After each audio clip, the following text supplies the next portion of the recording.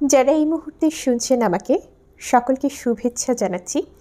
আমরা আজকে আলোচনা করব ইংরেজি সাহিত্যের রোম্যান্টিক এইজের একজন কবি জন কিটসের লেখা একটি কবিতা on first looking into Chapman's Homer. তো শুরুতেই যদি এই কবিতাটির ব্যাকগ্রাউন্ড সম্পর্কে আমরা একটুখানি বলি, এনফিল্ডের একটি নামী স্কুলে কিটসের বাবা তাকে ভর্তি করে দেন এবং সেই স্কুলের প্রিন্সিপালের পুত্রের সঙ্গে আমাদের কবি জন কিটসের একটা ভালো মতো সখ্যতা গড়ে ওঠে এবং সেই ছেলেটির নাম চার্লস কাউন্টেন ক্লার্ক এবং তার এই বন্ধু চার্লস কাউন্টেন ক্লার্কের সাথে তার দীর্ঘদিনের একটা সম্পর্ক ছিল এবং ভালো সম্পর্ক ছিল এবং কাউন্টেন ক্লার্ক ছিলেন একজন পণ্ডিত ব্যক্তি এবং সেই সাথে তিনি একজন সঙ্গীতজ্ঞ ছিলেন। তো এই ক্লার্কের ছিল প্রচুর পড়াশোনা, প্রচুর জানাশোনা, তো যেহেতু তিনি একজন পণ্ডিত ব্যক্তি ছিলেন, তো সেক্ষেত্রে কিটস তার সহচর্যে এসে তার সাথে বন্ধুত্বপূর্ণ সম্পর্কে এসে কিটস কিন্তু এই কবিতার জগতে হারিয়ে গেলেন। কিটস যে একটা কবিতার জগৎ এক্সপ্লোর করতে শিখলেন তার এই বন্ধুর সাহচর্যে এসে। তার এই বন্ধু অর্থাৎ এই কাউন্টেন ক্লার্ক, তার সংস্পর্শে এসে কিন্তু কিটস যে এলিজাবেথীয় যেই কবি স্পেন্সার এবং উইলিয়াম শেক্সপিয়রের সাহিত্যকর্মের সাথে পরিচিত হন। পরবর্তীতে জন কিটসের একটা গভীরভাবে কৌতূহল বা একটা বাসনা বা ইচ্ছা জাগে যে তিনি হোমারকে পড়বেন, কারণ তিনি হোমারের সম্পর্কে অনেক শুনেছিলেন। কিন্তু হোমার যেহেতু গ্রিক ক্লাসিক ভাষায় লিখতেন, আমাদের কবি জন কিটস গ্রিক ভাষা জানতেন না এবং সে কারণে তিনি হোমারকে পড়তে পারেননি। তার ব্যাপারে ভীষণ আগ্রহ থাকা সত্ত্বেও তিনি হোমারকে পড়তে পারেননি এবং একটা সময় এসে এই যে তার বন্ধু কাউন্টেন ক্লার্ক, তার কাছ থেকেই কিন্তু তিনি হোমারের ইলিয়াডের যেই অনুবাদ চ্যাপম্যান করেছিলেন, মূলত এই চ্যাপম্যানের এই অনুবাদের সন্ধান তিনি পান তার এই বন্ধুর কাছ থেকে। তো এই অনুবাদ পড়বার পরেই যেই আমাদের জন কিটসের যেই অনুভূতি, যেই মুগ্ধতা, সেই মুগ্ধতাটাকে তাৎক্ষণিকভাবে তিনি এই কবিতার মাধ্যমে ফুটিয়ে তুলেছেন।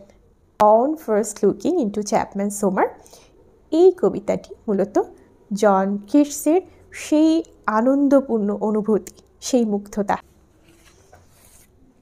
Much have I travelled in the realms of gold.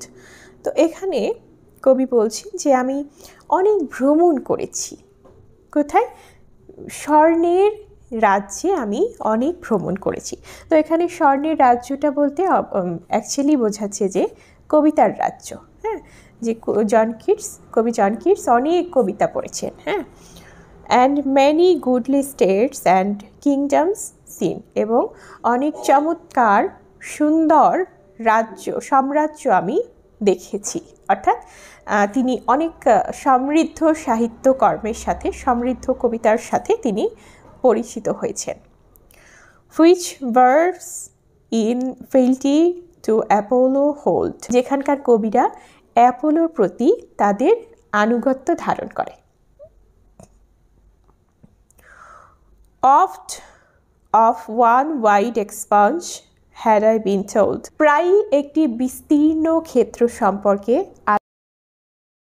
That deep browed Homer ruled as his domain, এখানে ডোমেইন উচ্চারণ হবে, এর উচ্চারণটা উচ্চ থাকবে। আচ্ছা, গভীর মস্তিষ্কযুক্ত হোমার এমনভাবে এই বিস্তীর্ণ ক্ষেত্র শাসন করতেন যেন এটা তার খাসমহল। অর্থাৎ বিজ্ঞ হোমার এই ভূমিটাকে, এই বিস্তীর্ণ ক্ষেত্রটাকে এমন তার খাসমহলের মতোই শাসন করত। এই কবিতার রাজ্যে হোমার ছিলেন একজন অধিপতি। Yet did I never breathe its pure sheen, তখনও সে পূর্ণ হাওয়ায় আমি কখনোই শ্বাস নেইনি। অর্থাৎ এই হোমারের লেখা এই আমাদের কবি জন কিটস তখনও পড়েননি। Till I heard Chapman speak out loud and bold, যতক্ষণ না পর্যন্ত আমি চ্যাপম্যানকে উচ্চ শব্দে এবং সপ্রতিভভাবে প্রকাশ করতে শুনেছি। অর্থাৎ হচ্ছে প্রাঞ্জলভাবে চ্যাপম্যান অনুবাদ করলেন, তখন কিন্তু আমাদের কবি পড়েছেন। হ্যাঁ, then felt like some watcher of the skies, তখন আমি নিজেকে একজন জ্যোতির্বিদের মতো মনে করছিলাম, যখন তিনি চ্যাপম্যানের অনুবাদকৃত সেই হোমারের ইলিয়াড পড়লেন। When a new planet swims into his cave, যখন একজন জ্যোতির্বিদের দৃষ্টিতে একটা নতুন গ্রহ ভেসে বেড়ায়। হ্যাঁ, চ্যাপম্যানের অনুবাদ পড়ার পরে আমাদের কবি জন কিটসের মনে হয়েছিল যে তিনি যেন একজন জ্যোতির্বিদ, যে কিনা একটা নতুন গ্রহ আবিষ্কার করলেন সবেমাত্র। একজন জ্যোতির্বিদ নতুন গ্রহ যখন আবিষ্কার করেন, তার যেরকম অনুভূতি হয়, এই চ্যাপম্যানের হোমারের অনুবাদ পড়েও আমাদের কবির ঠিক সেরকমটাই অনুভূত হয়েছিল।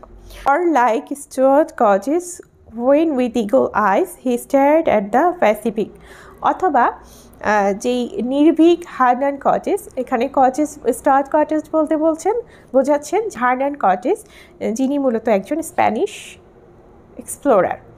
তো এখানে বলা হচ্ছে যে অথবা এই সাহসী কটেজ যখন তার তীক্ষ্ণ দৃষ্টি দিয়ে প্রশান্ত মহাসাগরের দিকে তাকালেন, and all his men looked at each other with a wild surmise, এবং তার সকল সহযাত্রী একে অন্যের দিকে তাকিয়েছিল একটা বুনো অনুমানে।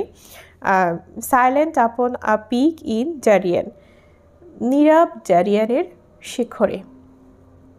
অর্থাৎ আমাদের কবি জন কিটস যখন হচ্ছে চ্যাপম্যানের করা হোমারের অনুবাদটি পড়লেন, তখন তারপর তার নিজেকে একজন অ্যাস্ট্রোনমার মনে হলো।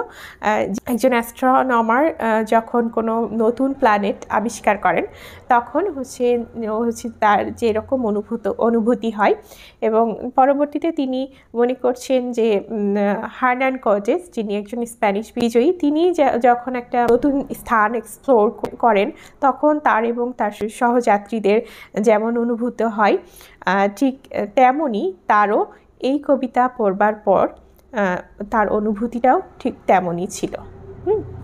তো এই ছিল আমাদের আজকের কবিতা। তো এই কবিতাটিতে এরকম হিডেন মিনিং বা ইনার মিনিং তেমন একটা নেই, সারফেস মিনিংটাই আমরা বুঝলাম। শেষ পর্যন্ত সঙ্গে থাকবার জন্য ধন্যবাদ।